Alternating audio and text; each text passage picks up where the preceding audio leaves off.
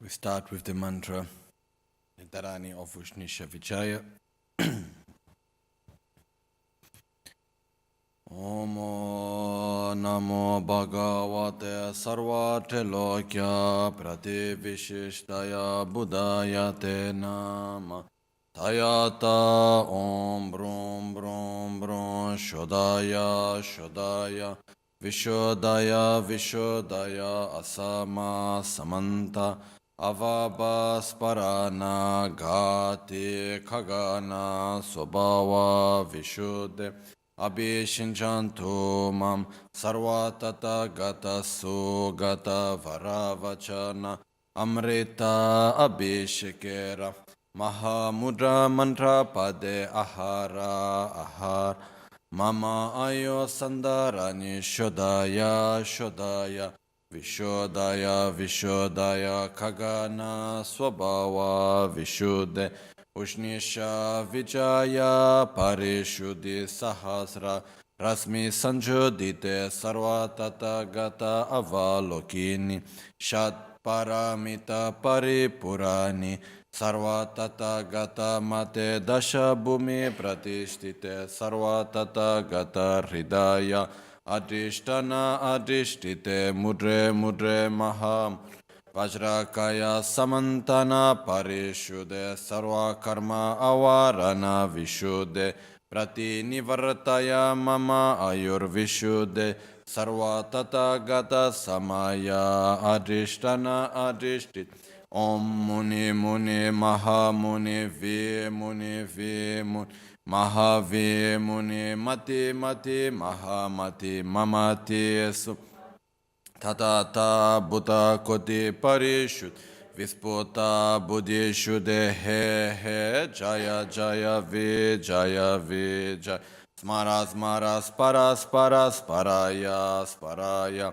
Sarva Buddha Adhishtana Adhishtite Shuddhe Shuddhe Buddhe Vajre Vajre Maha Vajre Su Vajre Vajra Garbe Jaya Garbe Vijaya Garbe Vajra Jwala Garbe Vajro Bhave Vajra Sambhave Vajre Vajrini Vajram Bhavantu Mama Shariram Sarva Sattvanam Cha Kaya Parishuddhir Bhavantu Me Sada Sarva Gati Parishuddhischa Sarva Tata Gatascha Mam Samazvasa Yantu Buddhaya Buddhaya Siddhaya Siddhaya Bodhaya Bodhaya Vibodhaya Vibodhaya Mochaya Mochaya Vimochaya Vimochaya Shodaya Shodaya Vishodaya Vishodaya Samantena Mochaya Mochaya Samanta Rasmi Parishuddhi Sarvatata Gata Hridaya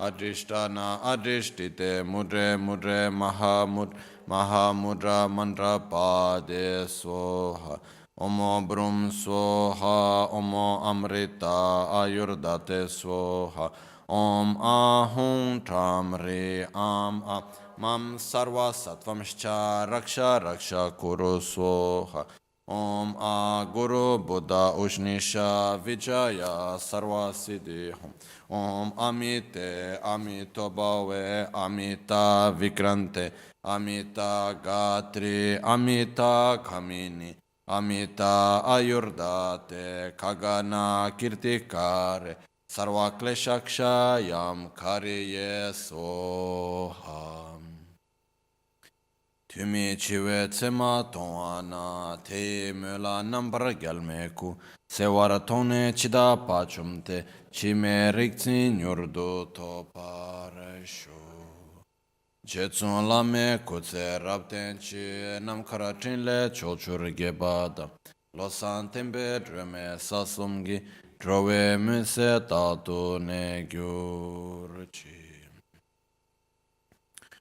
Lojo Sambo Pagyo Trashi Pa Tuche Tempe Tinle Yarngoda Pege Drolor Zambe Zeparache Pande Lame Shabla Solvade Omo A Guru Vajra Dara Suma Timonisha Sane Karm Utta Vardanya Shri Bhadra Varsa Manya Sarva Siddhi Om Om Guru Vajradhara Sumatimo Nishasane Karma Uta Vardanya Shri Bhadra Varsa Manya Sarva Siddhi Hum.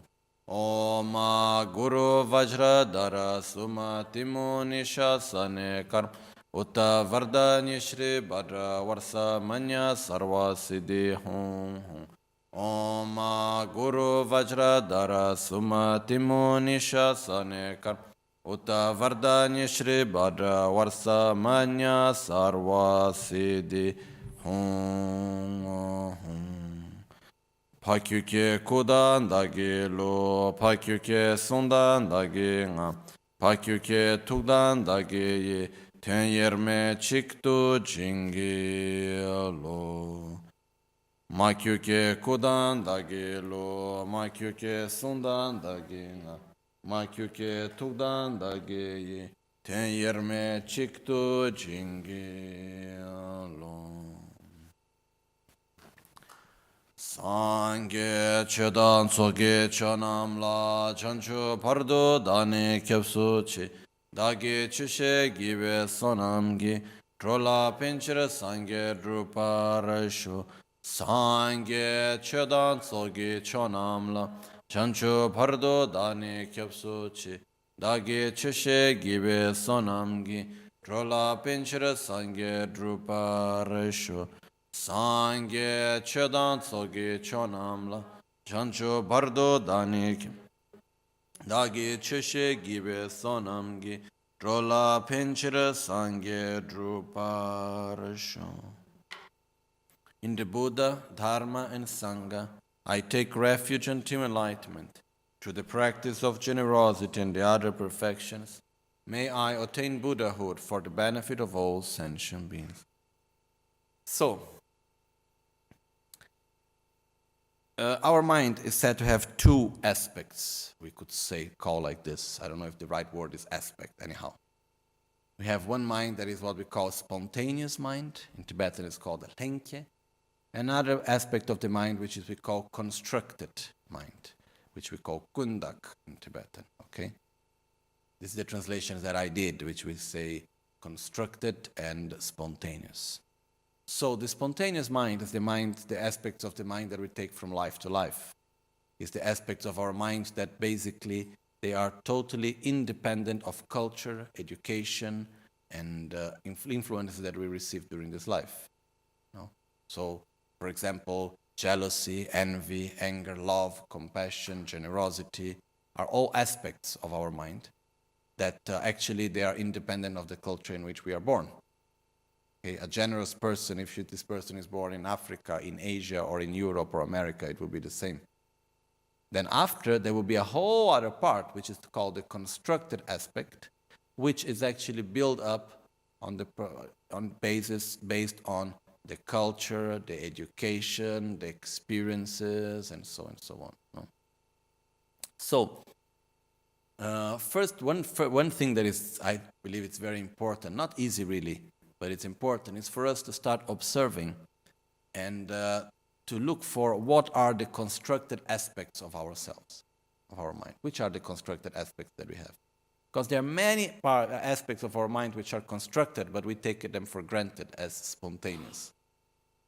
We do not really think much about it. There are many things that we take for truth, many certainties that we have, actually, and many ways of doing things and thinking and so on, that we take for granted that it is like that. Why? We don't know really much because we never analyze it.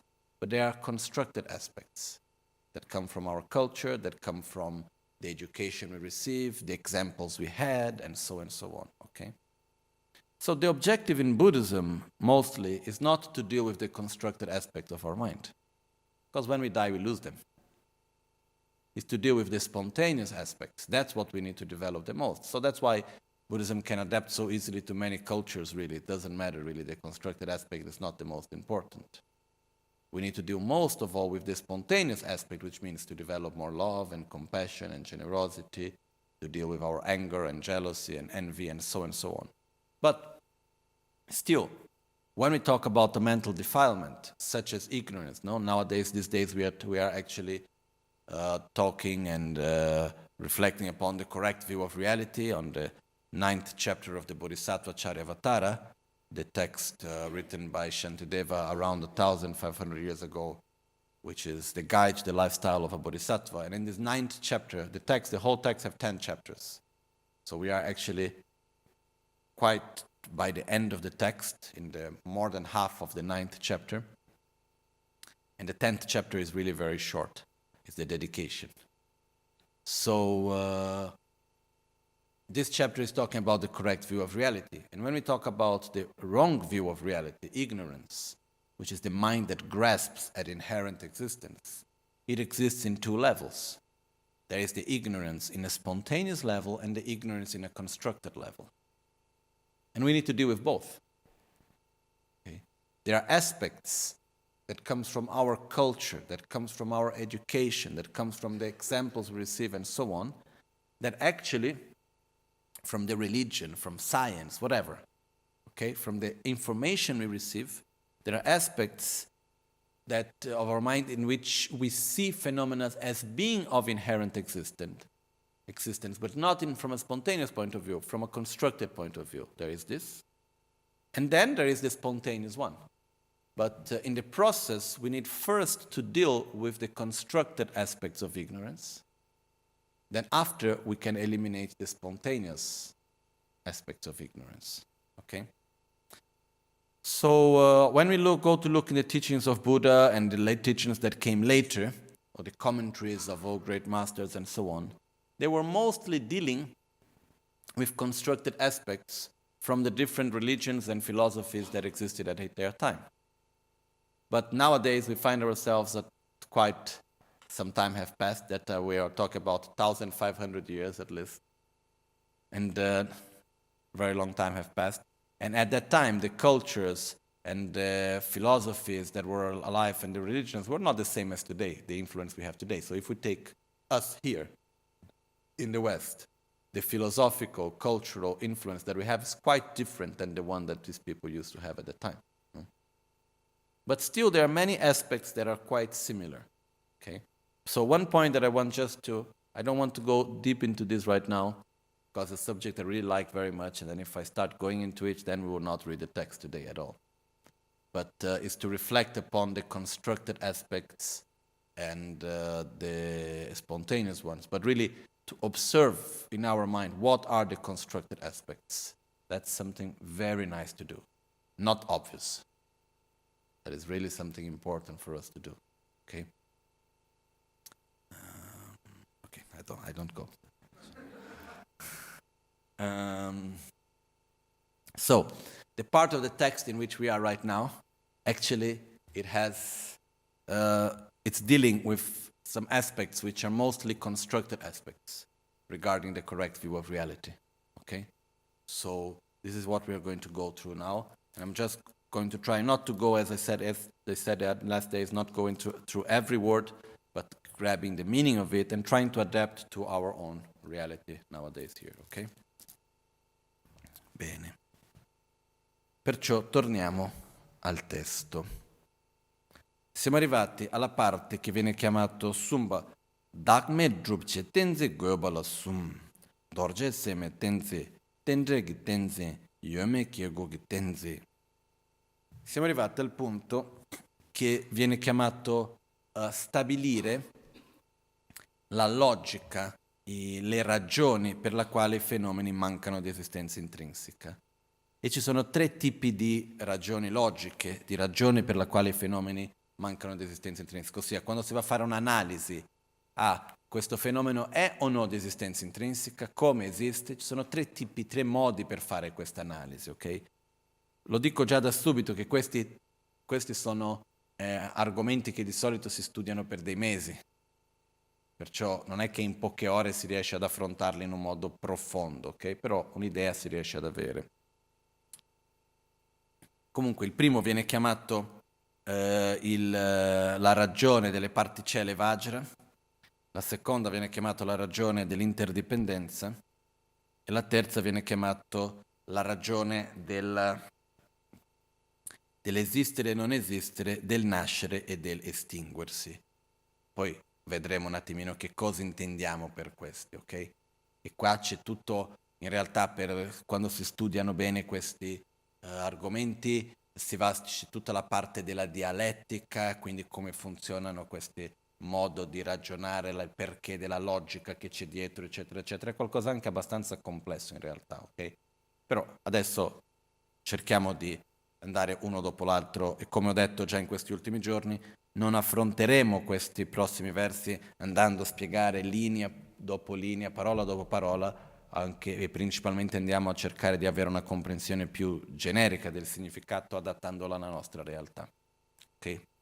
So, the next part, the next two verses, are mostly referring to, we enter one part which is called the reasonings to eliminate the grasping at inherent existence.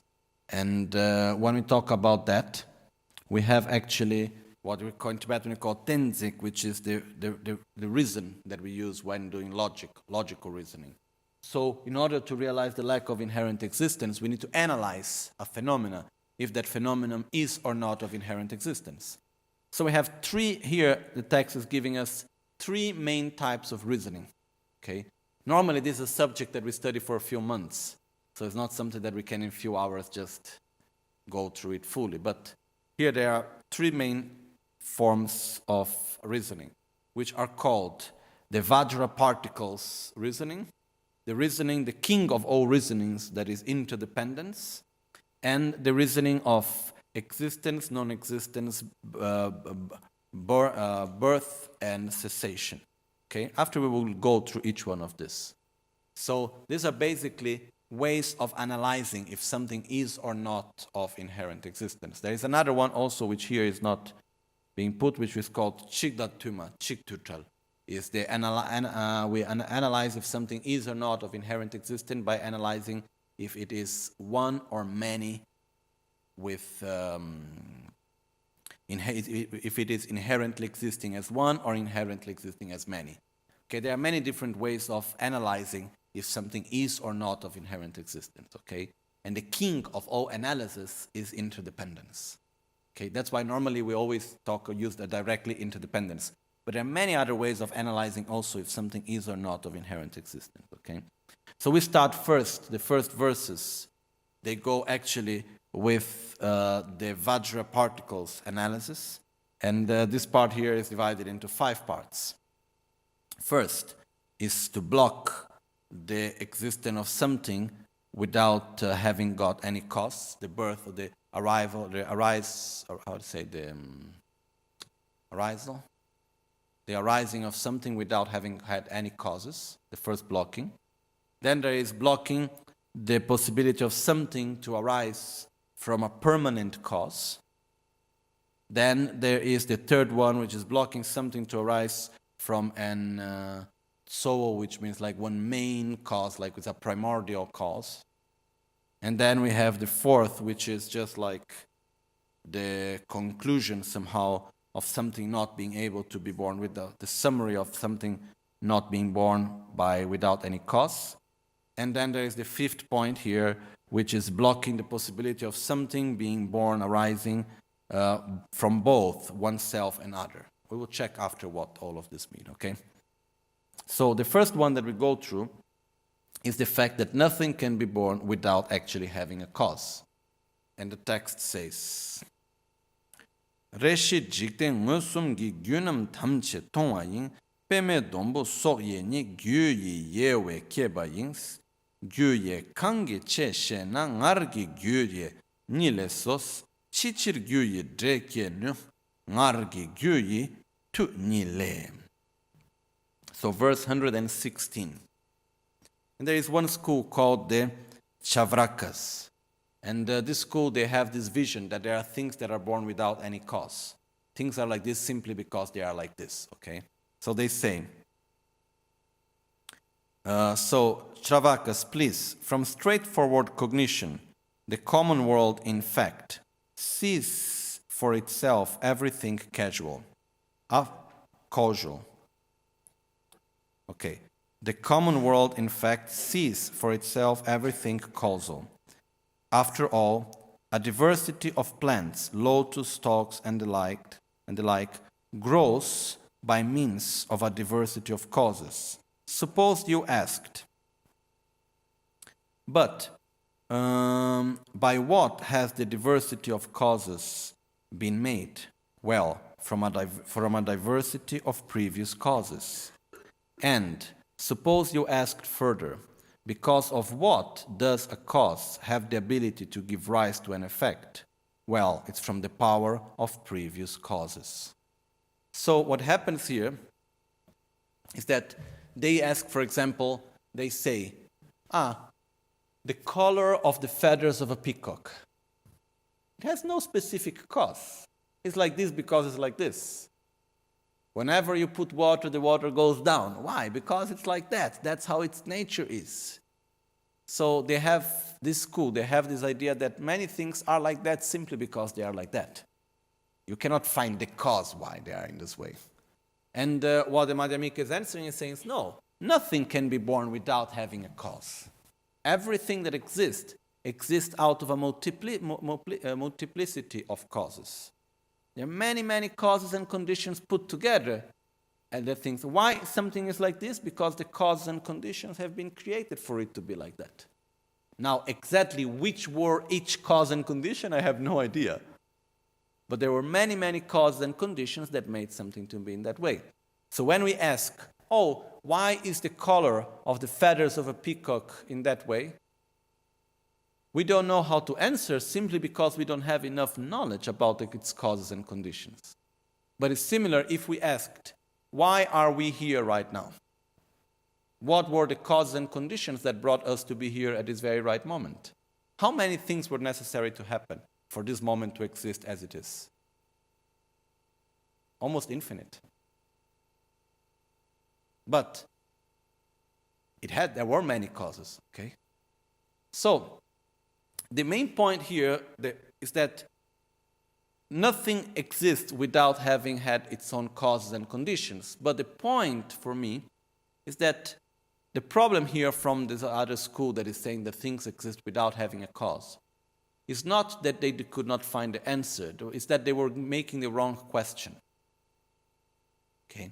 Very often it happens that the problem is not in not finding the right answer. We cannot find the right answer if we are making the wrong question. This happens very often. So making the right question is already a great part of the answer. Okay? So what's the wrong question that is being made here? What is the cause? So if we look for something and we look for the actual cause, we will not find it. Why? Because there is none. There is not one primordial cause that makes that to happen. There are many causes together that make something to happen. Even if we think about this moment in which we are here, if we look, which is the cause? Why are we here? Can we find one cause? One reason? No. So we will get the conclusion there is no causes for there is not a cause. No. There are many, many, many different causes that put together make this moment to exist as it is. Okay? But in a way we may say, okay, that's quite obvious. No, everything that happens because causes and conditions were put together. But now, in our own culture, in our own constructed view of the world, how do we relate to things? As being aware of things having multiple causes and conditions, or do we try to look for one cause? We try to look for one cause, generally. So what's our tendency? What's the result of that? If something wrong happens, we want to find the one to blame for it. We try to point our finger. Who's the one to blame for it? Who is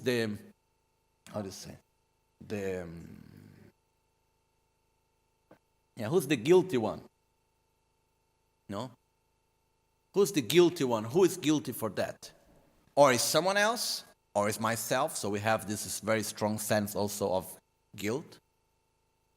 So, in the moment that we look for one only cause of things, we try to find for a guilty one. Who is the one to blame for? And another problem that comes, even worse, is that we will try to look for one only solution. Okay? And it's not possible. So, if we really look, we have this tendency in our life very present in many, many aspects of our life, Even if I was just thinking now, when we look even in the research for sicknesses, sometimes I listen people say, we need to research what is the cause of cancer.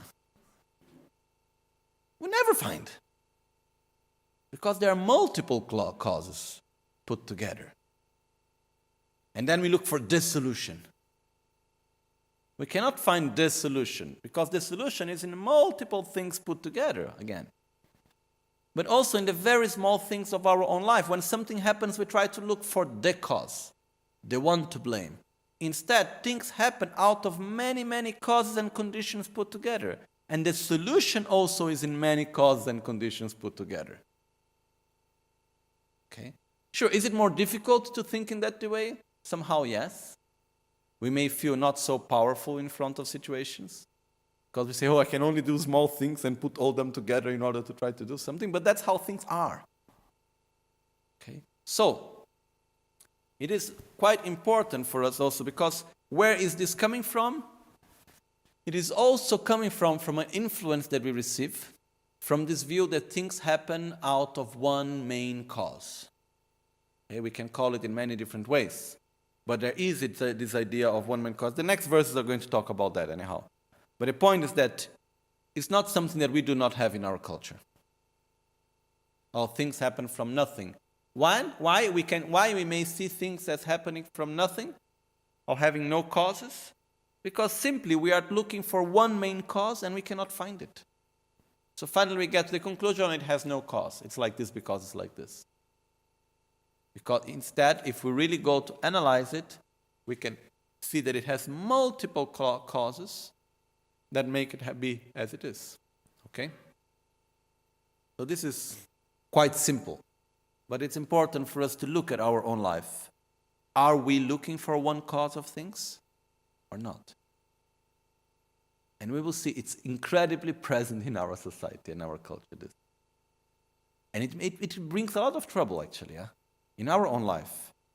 The fact that we are always constantly looking for one solution, one cause to blame. Even it's so crazy. Even if we look from the social point of view, politically, we have the tendency to try to find who is the one to blame for our problems in our society. And we want to blame one person, poor guy. If we have problems in our society, why it's like that? So many things put together. So many things put together. And where is the solution? Everywhere. In many, many, many, many, many aspects put together, we can have a solution. It's not changing the person there with things are going to change so much, So this is just one of thousands of examples that we could make. That we need attitude to try to find a solution in many things. And also, why something is like this? Because many causes were made. So I need to deal with many aspects at the same time. So it's the small parts that make the big. Okay? So, the next part that we go through is that we have a few verses here. And actually, they are quite simple to understand. And they touch one point that is also a little bit delicate in our times, which is the existence of God. But we will go through it and we will understand what do we mean by it, okay? Let me just read the Tibetan once again.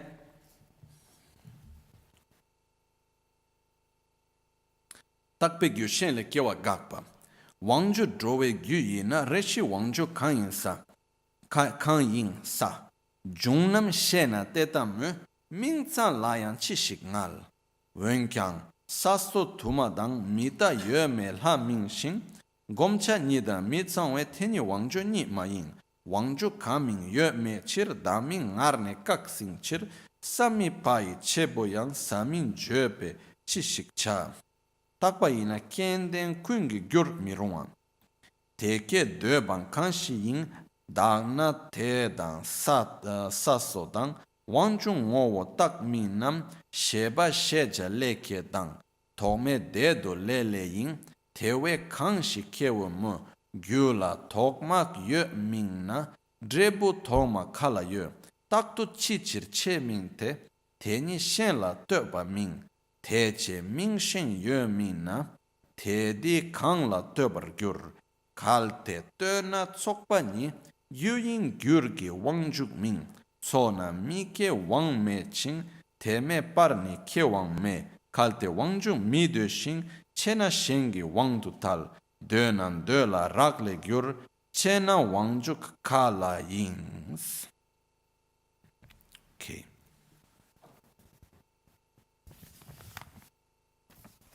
So verse 118. If, as Nyaya and Nyaya Vaisheshika, one of the traditions of the Hindu tradition. We cannot talk about Hinduism because within Hindu traditions there are so many different philosophical schools and so on, okay? So these are two philosophical Hindu schools of the time.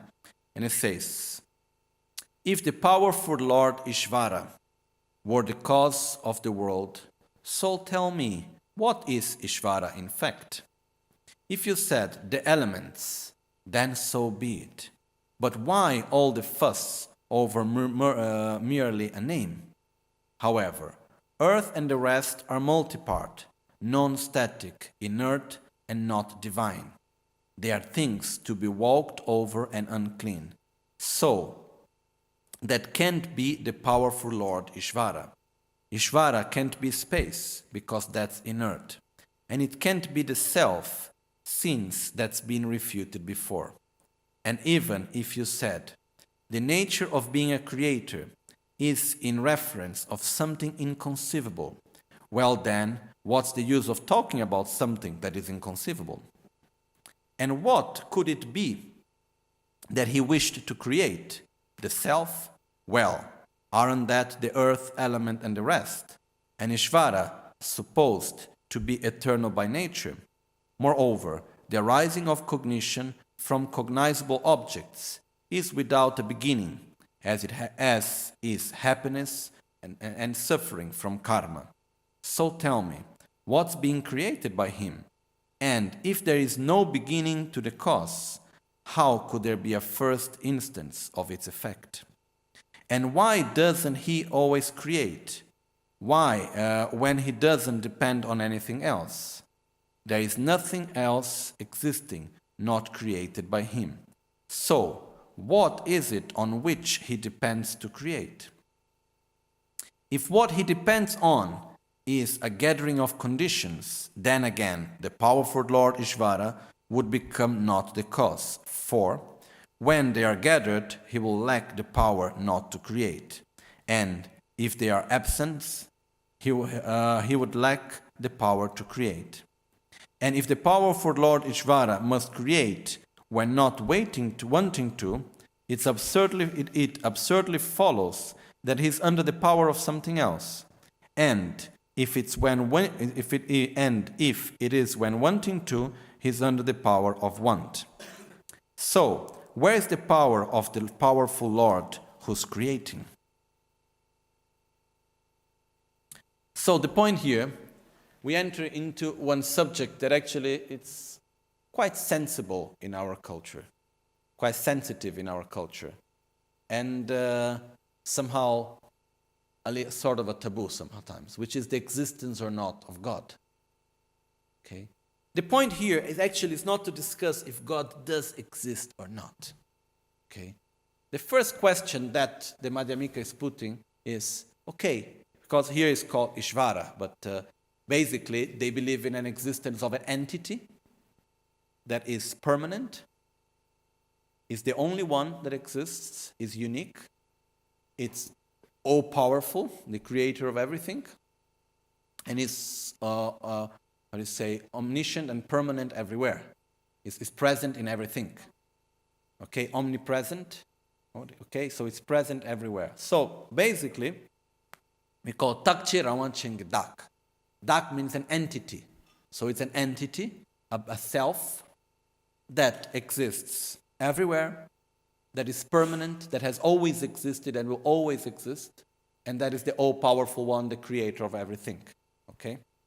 So this is the definition, one of the definitions that was given to this concept of Ishvara, so of this God. So basically, it's very similar to what very often is said to be God. No? But the question that is made is, first of all, is, okay, you say that Ishvara, God, is the creator of all. But first, please tell me, what is actually God? Describe me God. And this is very often, sometimes, not very often, but sometimes happen that I'm talking to people and some people come and ask me, oh, do you believe in God? And what I answer normally is, please tell me what is God, so I can tell you if I believe it or not.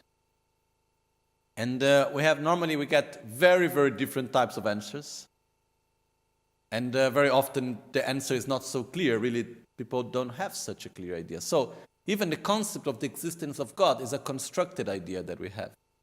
And we don't even ask much where it's coming from, how it is, what is not. I don't know.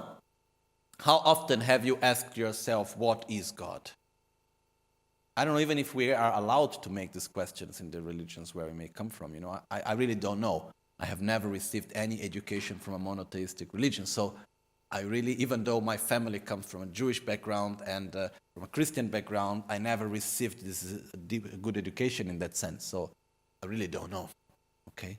But the point here is that Buddha, he never, from what I have seen until now, Buddha have never discussed if God exists or God doesn't exist. Buddha never cared to prove the non-existence of God. He's discussing about how phenomena exist. That's here. We're not discussing if God exists or if God doesn't exist. We're discussing about how things exist. And as Lumpo Tata, the abbot of Dhammakaya, when he came here, he said something very simple and clear. He said, Buddha never discussed and never worried about if Brahma, Vishnu, Ishvara, and all the gods exist or they don't exist. He never was negating their existence. Buddha simply stated that our own happiness and suffering cannot depend on someone else, but on our own actions.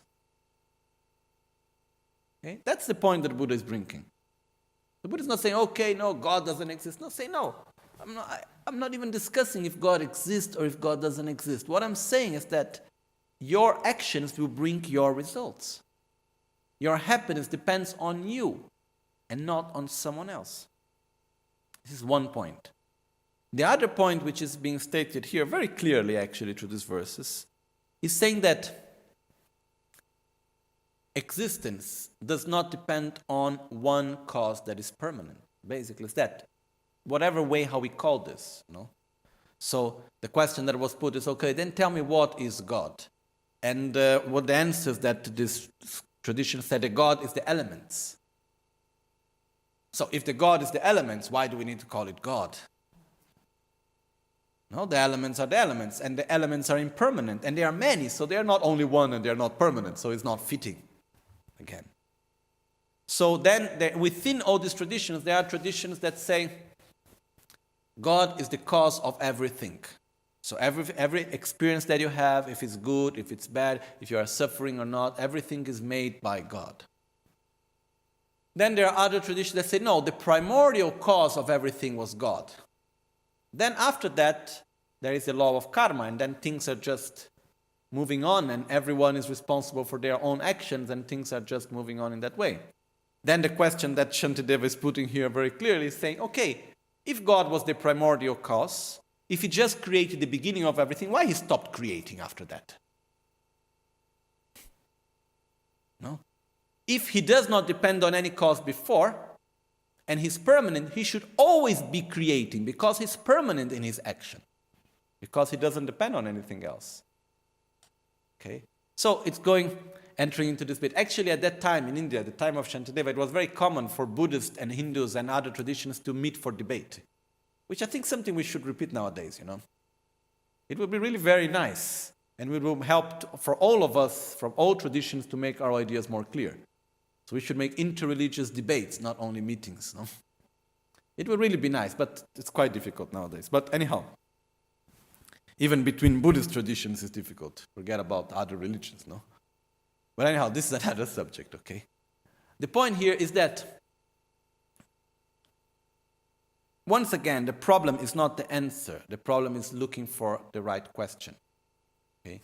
And something that Buddhism has very different from most of the other religions and traditions is that the question, what was the beginning of all? Buddha didn't put this question. He made a question before that, and the question is, was there a beginning or not? This is the question that Buddha puts first. And the answer that Buddha found was, there is not a beginning. We cannot find a beginning of all existence.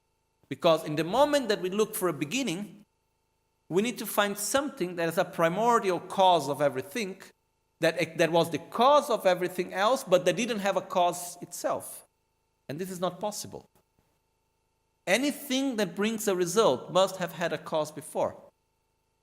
So we cannot find one cause that existed without having a cause before. That's why we say there is no beginning. Okay? So from this, we don't have the problem of finding a beginning. In the moment that we put the question, which is the beginning, then we need to find it. And that's when dogmas are coming from, no? We must have a reason, and then we must give an answer. And then simply, it's not coherent somehow. And one of the most important things in Buddhism is to be coherent. What we believe, what we see, what we understand. That's why we also have no dogmas. So having no dogmas and being coherent, we get to the point that first of all we make the question, was there a beginning or not?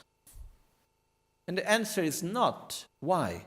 Because if there was to be a beginning of everything, a primordial cause of everything, this primordial cause, whatever we may call it, it must have been something permanent, which means something that didn't have a cause before, but that gave birth to results. And that's simply not possible to happen. Why? Because something permanent, in the moment that it could hypothetically give birth to something, it would interact. And in the moment that you interact, you are already changing, you are already transforming. And the only reason why something is transforming is because it's interacting. In the moment there is interaction, there is transformation. So it couldn't be permanent. Okay? And the other point is that if something existed without having a cause, it was not interacting with anything, then how could it suddenly start interacting and creating results, you know? So the question is, okay, let's say there is a primordial cause. Why suddenly this primordial cause gave results? Oh, because he wished. Oh, so there was a wish before. There's something that came before.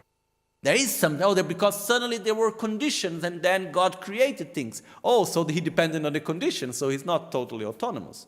He depended on a wish, he depended on conditions, you know.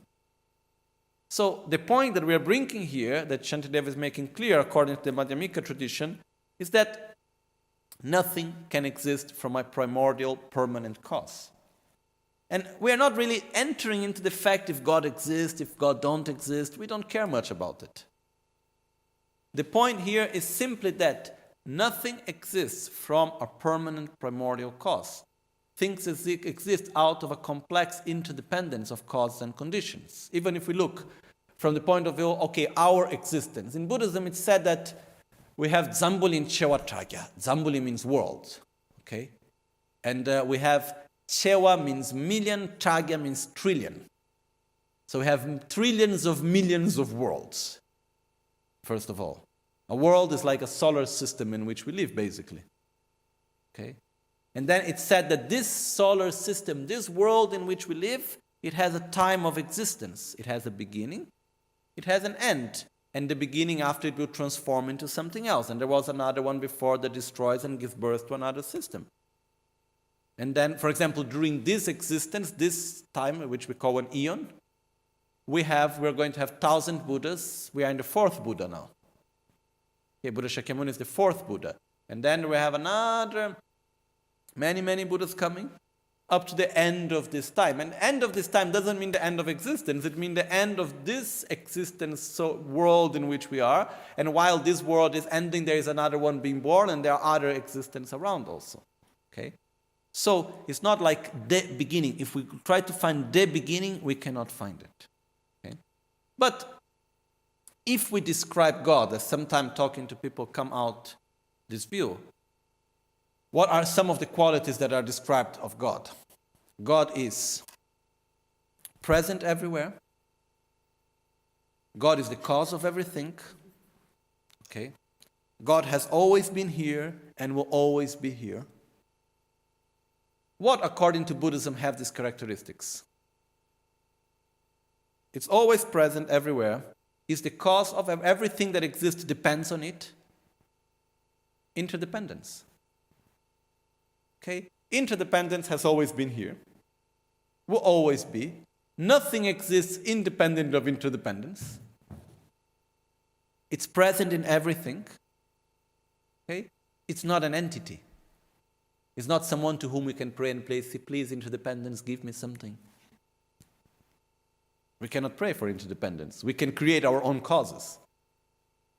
But if I look from my very personal point of view, okay, this is something that it can be right or it can be wrong, and most probably is wrong because I don't have really much understanding about it, and I studied, I really don't have that much understanding, but I'm just here openly sharing. I have no shame if I say something wrong. I say many things wrong, so not a problem.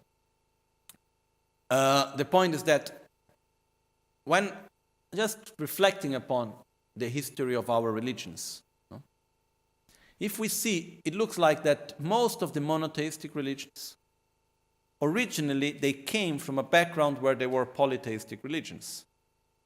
Culturally, there was a religion where there were many gods. So we had the god for the harvest, we had the god for war, we had the god of love, we had the god for this, the god for that, and so on. This is in many traditions. Huh? And then there was the tendency, when we need to do the harvest, we pray for this god, when we need to do this, we pray for that god, and so on. Then suddenly, there was a transformation, and there was a change, and there was only one God. But very often, the habit, the way of relation to the God remained the same.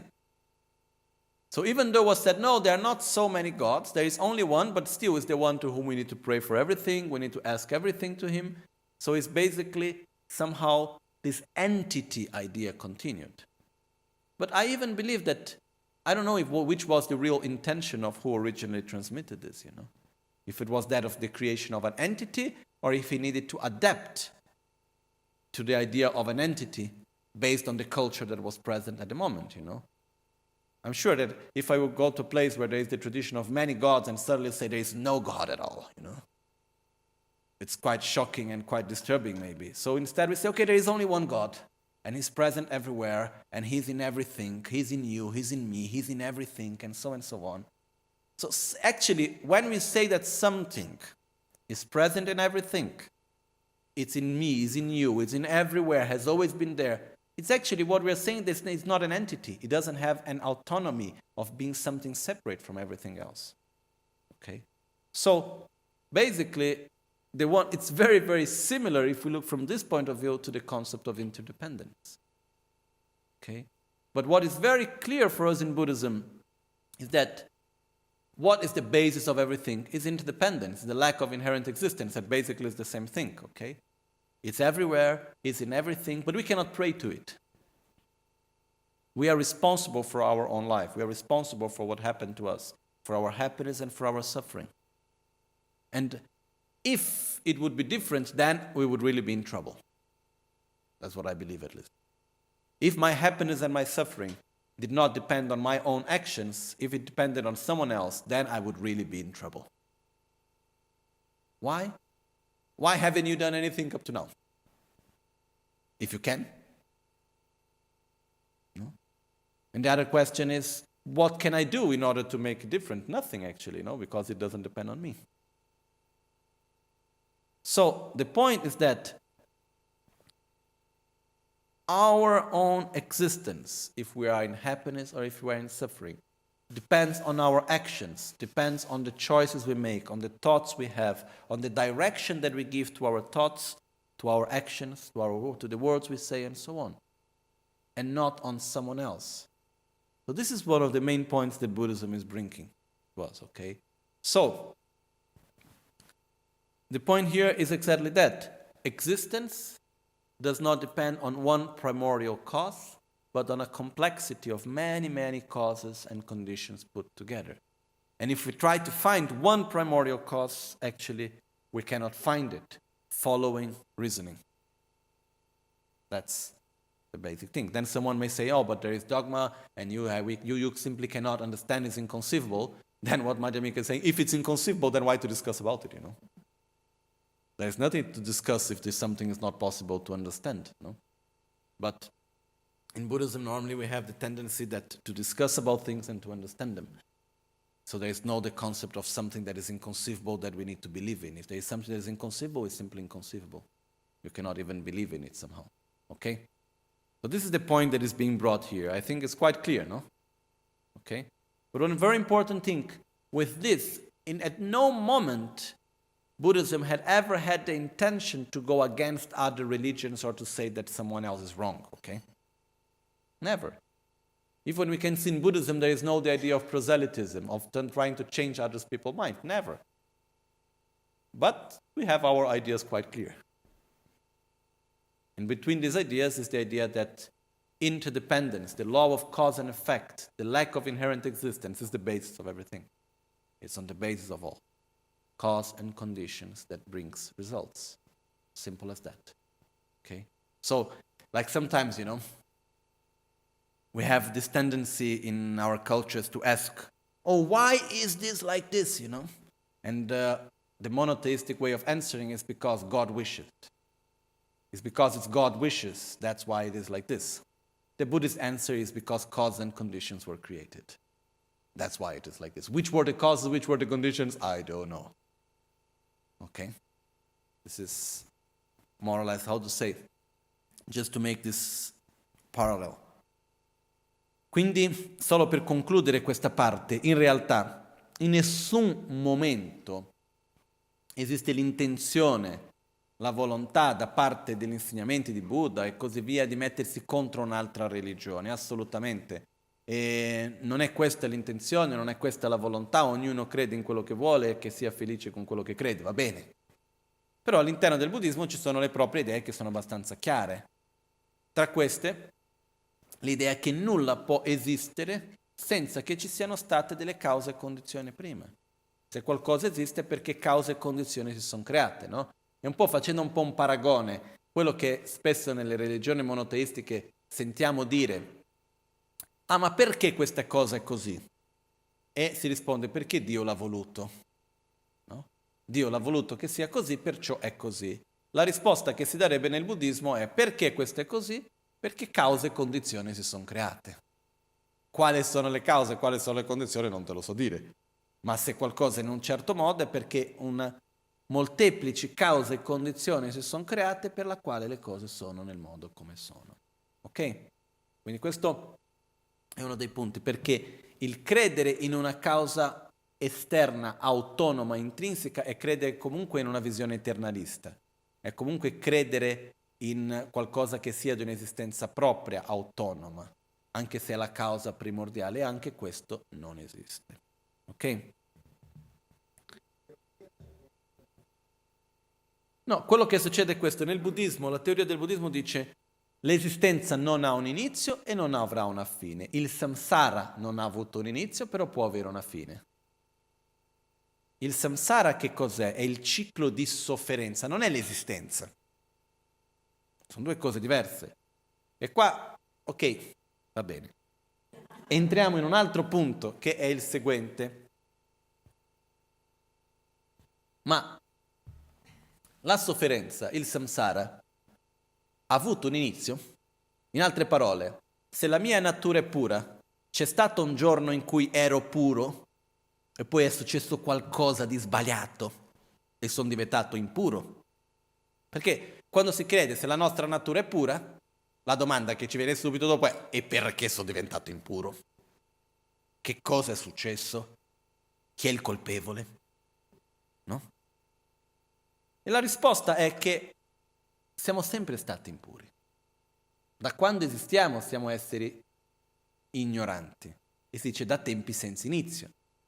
vediamo i fenomeni come essendo di esistenze intrinseche e così via. Quindi qualcuno mi può dire, quindi a questo punto non si può fare niente? No, perché la nostra natura è pura. È pura che cosa vuol dire? Vuol dire che è pura in quanto è libera da esistenza intrinseca, ossia la nostra mente, noi stessi siamo interdipendenti. Questo che cosa vuol dire? Che direzionando i nostri pensieri, direzionando le nostre azioni, è possibile trasformare noi stessi ed è possibile eliminare la ignoranza dell'aggrapparsi all'esistenza intrinseca e di conseguenza è possibile uscire dal ciclo di sofferenza, che è il ciclo di ignoranza, che di conseguenza abbiamo ignoranza e di conseguenza c'è rabbia, invidia, gelosia, attaccamento, eccetera, eccetera, con i quali andiamo ad compiere azioni. Queste azioni portano dei risultati che si manifestano come sofferenza, alle quali abbiamo una reazione di ignoranza, attaccamento, avversione, rabbia, eccetera, eccetera, che produce sofferenza e così viviamo in questo ciclo costante. Questo si capisce meglio quando si va a vedere i 12 anelli dell'interdipendenza. Ok? Ma quello che accade è che eliminando perciò la ignoranza, che è possibile perché? Perché la nostra natura è pura in quanto interdipendente. Il concetto di purezza qui è che la purezza vuol dire essere libero da una sporcizia, mettiamola così. Quale sarebbe la sporcizia da cui siamo liberi? L'esistenza intrinseca. Ok? Quindi la nostra mente è pura in quanto è libera dall'esistenza intrinseca, in quanto è interdipendente. Ed è proprio perché siamo interdipendenti che possiamo uscire dal samsara. Per quello filosoficamente cosa si dice? Il samsara non ha un inizio, però potrà avere una fine. Perché? Perché ogni essere ha il potenziale di uscire dal ciclo di sofferenza. Ma ci sarà il giorno in cui tutti gli esseri avranno raggiunto l'illuminazione? Molto difficile. Il potenziale esiste. Quando sarà questo giorno? Come? Nessuno può dire. Ok? Ma la fine del samsara non vuol dire la fine dell'esistenza, vuol dire la fine della sofferenza. Ok? Quando noi nel monastero di Seramè facciamo i dibattiti, in tutti i monasteri alla fine del dibattito si dice un verso di buon auspicio. E quello che a Seramè alla fine di ogni dibattito si dice Semjeina Sangyen Embe Kyabe Chir Kyabata Döbe Chir, che vuol dire essendo un essere senziente può raggiungere l'illuminazione? Sì. Quindi questo è alla fine quello che si dice. Quindi dal momento in cui un essere esiste, dal momento in cui la mente di questo essere, che è la sua essenza, è vuota di un'esistenza intrinseca, non esiste intrinsecamente come un essere di sofferenza, ignorante, egoista, codardo, ma esiste in quanto essere ignorante, egoista, infantile, codardo, miserevoli, interdipendentemente, può diventare qualcosa di diverso. Esattamente questo è il punto, perché se noi esistessimo come siamo, in un modo autonomo, indipendentemente da altro, non potremo cambiare. Ma è proprio perché siamo interdipendenti che possiamo trasformare, perché ogni azione, per quanto piccola che sia, interagisce con tutto il resto. Perciò il creare un'interdipendenza positiva gradualmente ci porta ad arrivare all'eliminazione dell'ignoranza e di conseguenza della sofferenza. Ok? Quindi questo è il concetto di inizio e di fine. Però questo non vuol dire quando uno raggiunge l'illuminazione, non è che cessa di esistere, continua ad esistere. Dice che tutti i Buddha sono della stessa natura, però mantengono la propria individualità. Per dire, il giorno che raggiungeremo l'illuminazione potremo ancora parlarci. Non è che diventa tutto uno. La esistenza continua, la differenza è che non c'è più sofferenza, non c'è più ignoranza. Ok? Semplificando un po' le cose. So just one point that came on question, and trying to make it brief and simple. The question is, okay, if there was no beginning, can there be an end?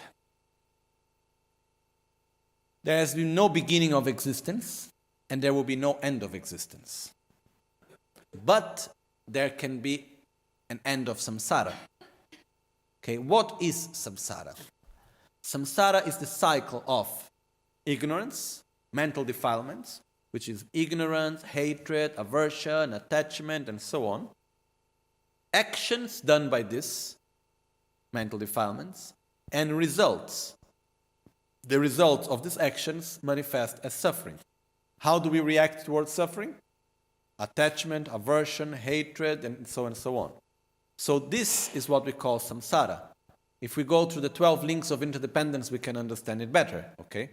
But, so we have mental defilements, action, result. Mental defilements, action, result. Result, mental defilements, action. Like this we go on and on and on. So, when have all this started? Because the question that we can make is that, which once again is a wrong question, but we could make this question. It is, if our nature is pure, because we have said to have a pure nature, no? In all the teachings, Buddha very often said, oh, you have a Buddha nature, your nature is pure. And some of us may ask, if my nature is pure, why have I become impure? Who's the one to blame? What did I do wrong? And then here we have another problem, because if I did something wrong to become impure and to suffer, I was not really pure. If I was really pure, how could I do something wrong? If it didn't depend on me, someone else made me impure, then I am really in trouble. Then what's the point of becoming pure again? Then someone else can make me impure once again. If I was pure and suddenly I had an expiry date, and I became impure once again, then what's the point of working hard to become pure once again? Okay? So the answer is, any one of us, we have never been pure. Wait. The point is that where has started? Okay? If we look, where did we start? We cannot find the beginning. Okay? That's why we say there is no beginning. In the same way, if we go to look and we ask, where has actually our ignorance started? Which was the moment that our ignorance started? In the same way, we cannot find a beginning for that. Okay? As we analyze and research and we look, we cannot find a beginning of ignorance. So the answer for that is, as long as we existed, we were always ignorant. Phenomena appeared to us as being of inherent existence, and we grasped at inherent existence just as we do now. Then someone may ask, then what's the possibility that we have to stop it? Is there any chance? Yes. Why? Because our nature is pure. What is our pure nature? When we talk about purity, it means being free from dirt, from something that is impure, right? If something is pure, for example, if something is clean, I mean it's free from dirt, it's free from what is impure. So what is our pure nature? We are free, let's call, from the impurity of inherent existence. Our nature, our pure nature, is that we are interdependent. Is that our mind is interdependent, our self is interdependent. Is that we lack inherent existence. That's our pure nature. Which means, am I ignorant? Yes. When has my ignorance begun? I have no clue, and by analyzing, I can find no beginning. Is there a possibility to stop it? Yes. Why? Because I am interdependent. My mind being interdependent, every action that I do, it is connected to everything that comes after, all the time. So by making every small movement and slowly understanding that phenomena exist in a different way and familiarizing my mind, there is a process through which I can eliminate the mind that grasps at inherent existence in a deep level. So there is no beginning for ignorance, but there can be an end. That's why there is no beginning for samsara, but there can be an end. For all of us. So, based on that, we say, okay, our every action that we do is what is going to determine how things are going to go or not. And it's a process, it's a very gradual, that's why we call it a gradual path to enlightenment. It doesn't depend on anyone else, but on the gradual process of familiarizing ourselves and transforming our way of relating to reality, not from only a conceptual, gross level, but from a very, very, very deep level of consciousness. Okay? And this is a long process, but that's the process that is done. That is divided into what's called the 5 paths. Path of accumulation, preparation, vision, of path of seeing, path of meditation, and the path of no more learning, which is just levels of transformation of our mind. Why is all of this possible? Because we are interdependent. That's exactly why this is actually possible. Okay? So that's when we do debating in Serame. At the end of every debate, we need always to make a verse of auspiciousness. And the line, and what we do, every monastery have it a little bit different. The tradition in Serame is that when we do at the end of the debate, Simjena Sangengembe Kyabe Chir Kyabata Döbe Chir, we say. Which in essence means, being a sentient being, can he reach enlightenment? Yes, he can. So this is the basis in which we say, everyone can reach enlightenment. Why? Because it's interdependent. That's why it's possible. So the question was, is a Buddha permanent or impermanent? Okay? And the fact is that enlightenment has many aspects. We have the mind of a Buddha, we have the body of a Buddha, and we have the known existence of ignorance of a Buddha. Okay? Which we call, it's a little bit, I'm trying to make it simple, okay? We call in Tibetan Gok Den. Gok means elimination, Den means to have. So for example, now there is the cup on the table. I take out the cup from the table. Is in the table the known existence of the cup? Is it in the table? Can I find the known existence of the cup in the table? Yes. Is there a cup in the table? No. So is there the known existence of the cup in the table? Before there was the cup, I took away the cup, there is the lack of cup in the table, right? So the known existence of cup in the table, is it permanent or impermanent?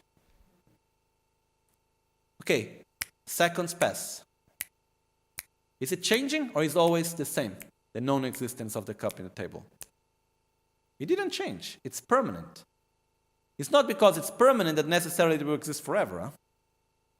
The moment that I put a cup in the table, is there the known existence of a cup in the table? No. But when I take it out and the known existence of the cup in the table is there, is it constantly changing? Is it interacting with other things? No, so it's permanent. Okay? We just need to little bit make more clear the concepts of permanence, impermanence, and so on. Okay? So, in the moment that, in the process to enlightenment, ignorance is eliminated, what remains? The known existence of ignorance. When the imprints of ignorance are eliminated, what remains? The known existence of the imprints of ignorance, which is called Gokten in Tibetan. We call it, okay? So this is permanent. So in the mind of a Buddha, the known existence of ignorance is permanent. The known existence of the imprints of ignorance is permanent. It's not something that is changing constantly. The mind interacts, and so it's impermanent. The body of a Buddha interacts, and so it's impermanent. Being impermanent doesn't mean that it one day go back and become again ignorant and so on. Why? Because it's interdependent. And if there are no causes of ignorance, there can be no results of ignorance. And exactly because it's interdependent, it will never go back. Because in the moment that you eliminate the cause ignorance and you eliminate the imprints of ignorance, there is no more causes there to generate ignorance again. So you cannot go backwards. Because you have eliminated, how to say, the possibilities for that to be born. You are constantly creating a positive interdependence.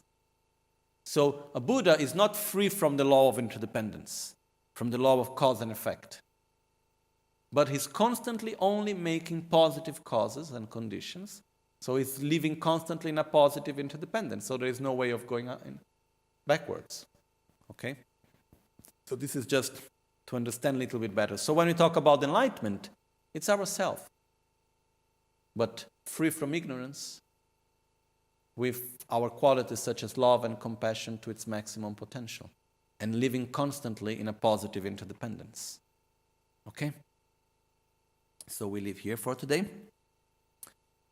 And I think it's an auspicious point where to stop. And then we will continue tomorrow. Okay? I think so. We check tomorrow what happens, but I think we should continue tomorrow. Jetsu lame kutse raptenchi namkar chinle chochur gepadang losan tempe drume sasumgi drove munsel tatu ne gyurchi nimo dele tsendele kuyan delekshi ninsen taktu delekpe Concho sumge jingilo, concho sumge ngodrupso, concho sumge trashisho. Just one last thing. Just important, very short, but very important also. Sometimes when we talk about the known existence of a permanent, unique entity as a God, we may get to the conclusion that it means then there is nothing else than what we can see and touch as we are here, okay? Holy beings don't exist. It's not like that. In Buddhism, we do not believe in the existence of a God like an entity, the creator of all, but there are holy beings. Who are the holy beings? Sentient beings that have got out of the cycle of suffering, that have reached enlightenment, to whom we can interact. And what they give us, they can bless us. They can help us to create the right conditions for us to get out of our own suffering. They can show us the path. There are many aspects that we can. That's why there are many deities and there are many Buddhas and so on to whom we can make prayers. When we make our prayers, we are not requesting to solve our problems, but we request to bless our mind so we have the right conditions and in order for us to realize and to change things. Okay? But they are not gods. They are sentient beings that have reached enlightenment. So we call Buddhas. They are holy beings. When we saw all holy beings are beings that have actually reached a high level of realization. Some have already reached enlightenment, others have not yet reached enlightenment, but have reached a high level of realization, and we can interact. We can request blessings, and so on. Okay? Just to make this point clear. Omahun tambala me sangye rinpoche, kyobala me tamcho rinpoche, drimbala me gendo rinpoche, kyamne kuncho sumla chopa, lojo sambo pagyo trashi pa, tuche tempe ting, pegye drolo zambe zebra che, pandela me shela chopa. Okay, once again, Nam Gyalma mantra.